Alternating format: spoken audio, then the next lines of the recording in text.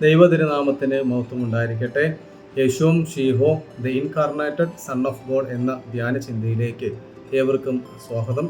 കർത്താവിൻ്റെ ജന്മപ്പെരുന്നാളിൻ്റെ രണ്ടാമത്തെ ദിവസത്തിലേക്ക് നാം പ്രവേശിക്കുകയാണ്. ഇന്ന് നമുക്ക് എന്ത് പേരിടണം ദൈവപുത്രന് എന്ന് ചിന്തിച്ചപ്പോൾ സ്വർഗത്തിൽ നിന്ന് ഇറങ്ങി വന്ന ദൂതൻ കന്യകമറിയാവിനോടും യൗസപിതാവിനോടും പറയാൻ അവൻ യേശു എന്ന് പേരിടണം. മത്തായിയുടെ സുവിശേഷം 1-ാം അധ്യായം 21-ാം വാക്യവും ലൂക്കോസിന്റെ സുവിശേഷം 1-ാം അധ്യായം 31-ാം വാക്യത്തിലും അത് പറയുന്നുണ്ട്. കർത്താവിൻ്റെ ജനനത്തിൽ അവൻ എന്ത് പേരിടണം എന്ന് പോലും സ്വർഗം നിശ്ചയിച്ച് ഇറങ്ങി വന്നവനാണ്. അതുകൊണ്ട് നമ്മുടെ പേരിനൊക്കെയും ഒത്തിരി അർത്ഥങ്ങളുണ്ട്. സ്വർഗം നമുക്കും ഒരു പേര് തന്നിട്ടുണ്ട്. സ്വർഗം തന്ന പേരിലാണോ ഞാൻ അറിയപ്പെടുന്നത്? യേശുക്രിസ്തു അറിയപ്പെട്ടത് അങ്ങനെയാണ്.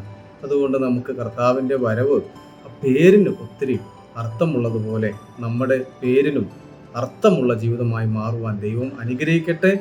ദൈവത്തിൻ്റെ പരിശുദ്ധാത്മാവ് എല്ലാവർക്കും കൃപ നൽകട്ടെ എന്ന് പ്രാർത്ഥിക്കുകയും ചെയ്യുന്നു.